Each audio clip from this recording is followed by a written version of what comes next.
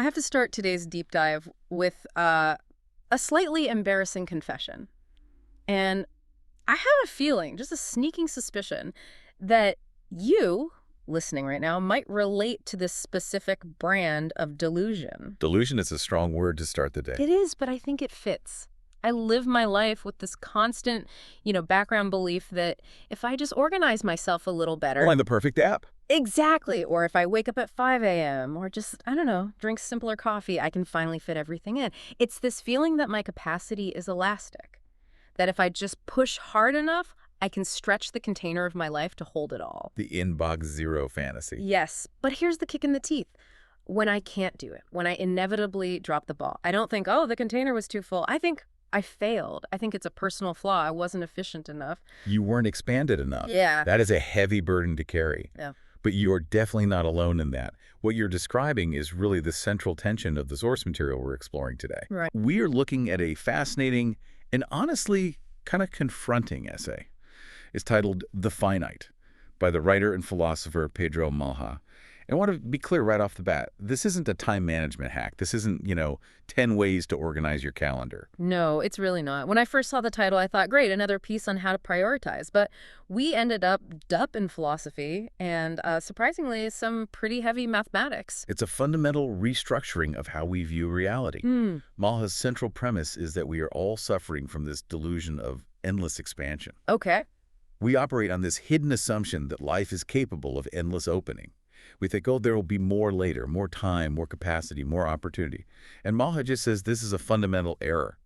He argues that limits, or finitude, are not obstacles we need to hack our way through. So what are they? They are the structural conditions that allow anything to exist at all. That sounds a little terrifying, honestly. If limits are absolute, doesn't that just mean I'm stuck? It sounds like he's telling us to give up on ambition and just, settle. I can see why it feels that way, especially with the hustle culture, water we all swim in. But let's look closer. Malha isn't saying don't try. He's making a distinction between growth and endless expansion. Okay, unpack that for me. Yeah. Because to me, expansion just sounds like a synonym for growth. All right, think about a house. A house has walls. Those walls are limits. They stop the outsides from getting in, and they, define the space inside. Right. Now, if you have a limitless mindset, you look at those walls and you say, these are obstacles. I need to knock them down to make the house bigger. Right. An open concept life. Exactly. But if you knock down all the walls, what do you have left? You don't have a house anymore. You just have outside a pile of rubble. Precisely. You lose the definition of the thing itself. Malha writes, anything that exists does so within bounds. A thing has to be closed enough to be what it is, to exist as something rather than everything. Like a cup. A cup, yeah. Yeah. If it didn't have a lip and a bottom, it wouldn't be a cup. It would just be a spill. So by fighting our limits, we're essentially fighting the very conditions that allow us to exist. That's the philosophical argument. But I have to admit, as much as I like the house analogy, it still feels a bit abstract when I'm staring at a to-do list that is 3 pages long. And that is exactly where Malha pivots. He realizes that metaphors only go so far. So he brings in the hard proof. He turns to mathematics. This was the part where I had to pause and reread a few times. Because usually when I think of infinity, I think of math. I think of numbers going on forever. But he uses math to prove the opposite. He uses math to show us where our intuition goes wrong. Let's start with just simple counting. Go on, start counting for me. 2, 3, 4. Keep going. I mean, I could go on forever. 5, 6, 7. Right. You can keep going forever. The sequence appears unbounded. You can always add one more. This gives us the illusion of the infinite.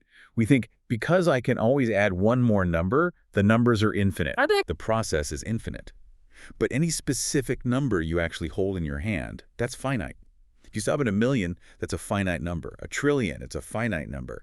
You can never hold the completed sequence in your hand. I see. The infinite part is just the continuation of the process. It's not a completed object. Okay, I think I follow. The process has no end, but any piece of reality in that process has to be finite. Yes. But here is the one that trips everyone up. The recurring decimal. Do you remember 0.9999 from school? Vaguely.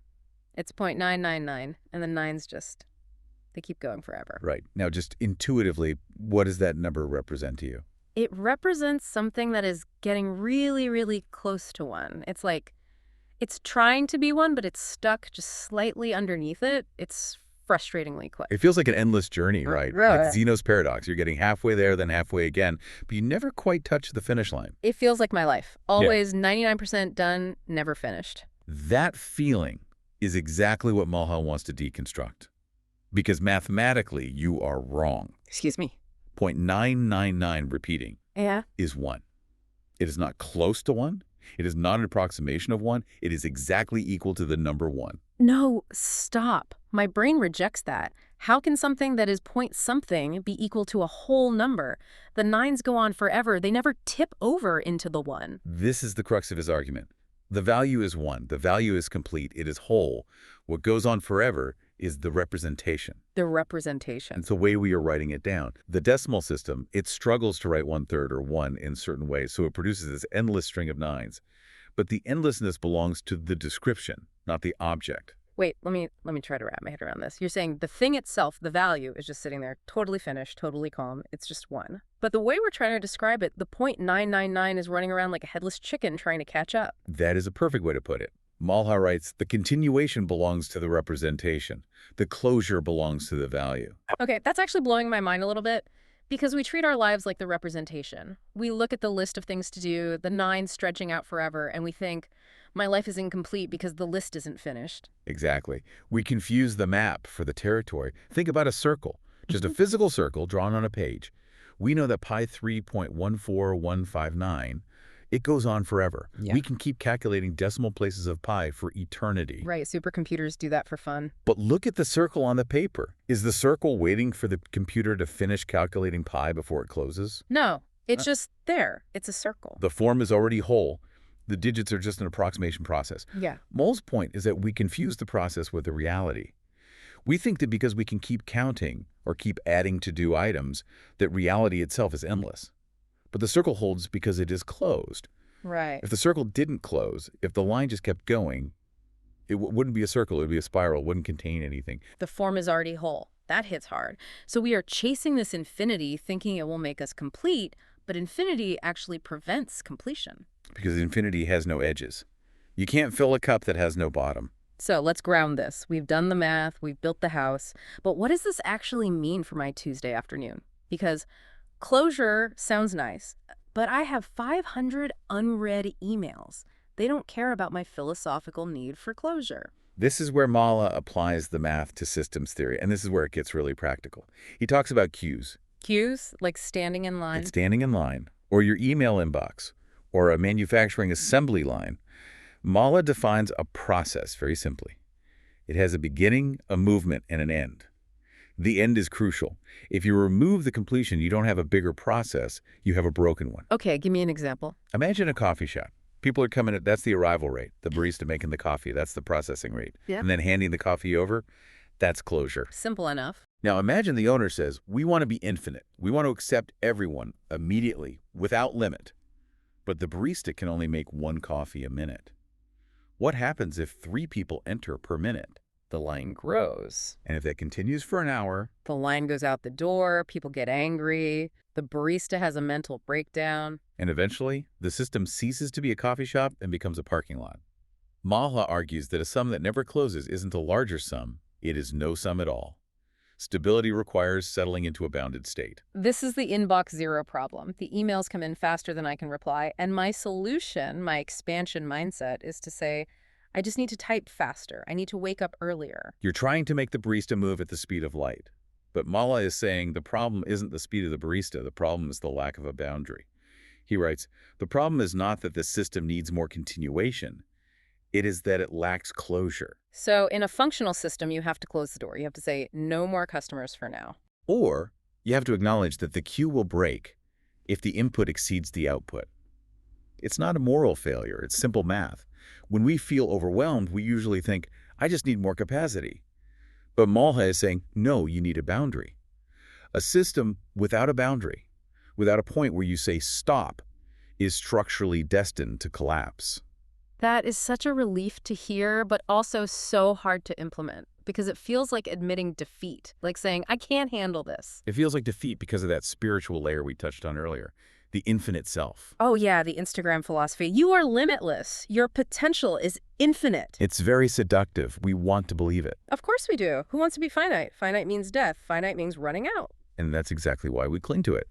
Mala argues that the appeal of being infinite is that it allows us to treat limits like death, loss, or just running out of time as surface conditions. Right. If I'm infinite, then death isn't a big deal. If I'm infinite, missing that opportunity doesn't matter because there's always more. It's a defense mechanism. If I have infinite time, I never have to make a hard choice. I can just postpone. Precisely. Postponement is the symptom of the infinite mindset. I'll do that later. I'll connect with that friend later. We treat moments as if they are recyclable. But Mala argues that this just conflicts with our lived experience. Our experience is defined by closure. Time passes. Choices close.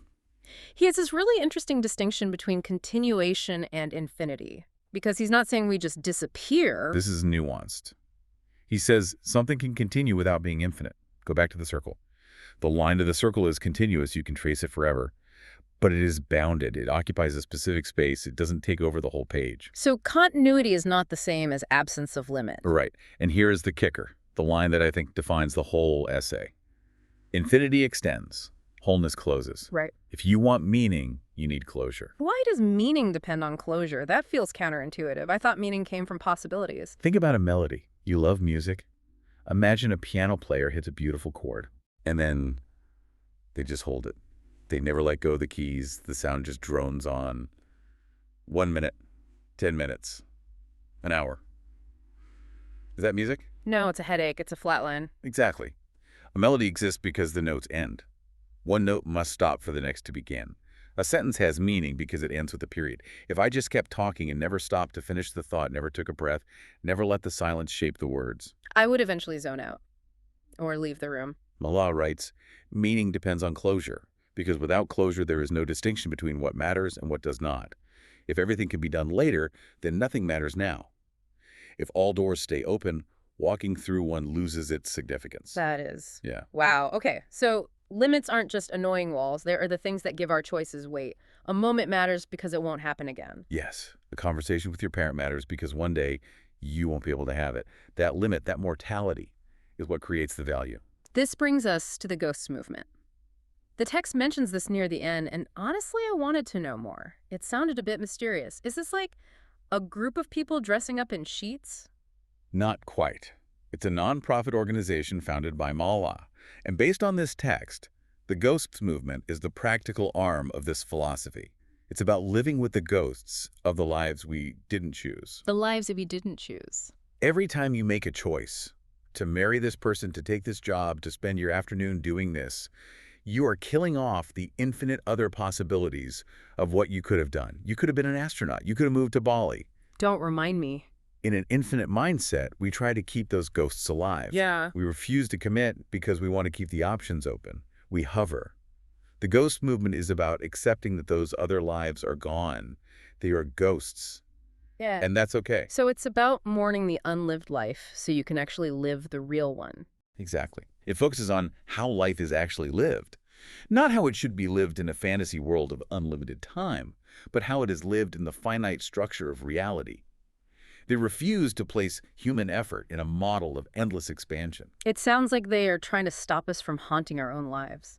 That's a beautiful way to put it. Stop measuring yourself against a ghost, the ghost of the infinite self who can do everything, be everywhere, and never gets tired.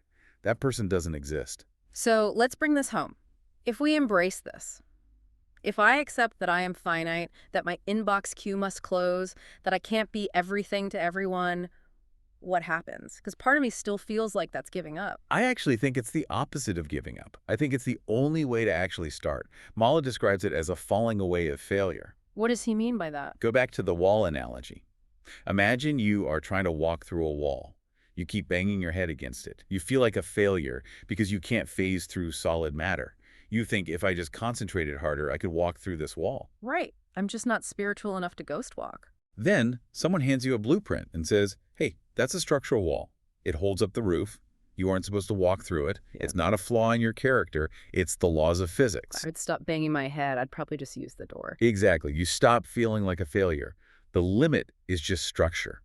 Mala says when we recognize limits as structural, the sense of failure disappears. Not because things improve magically. Time still passes, choices still close, but because we are no longer measuring ourselves against an impossible standard. We stop trying to be infinite and start trying to be whole. We trade the anxiety of more for the satisfaction of complete. And that reframes the whole game. Instead of looking at your day as a bucket with a hole in it that you're frantically trying to fill, you look at it as a canvas. The canvas has edges. You can't paint the whole world.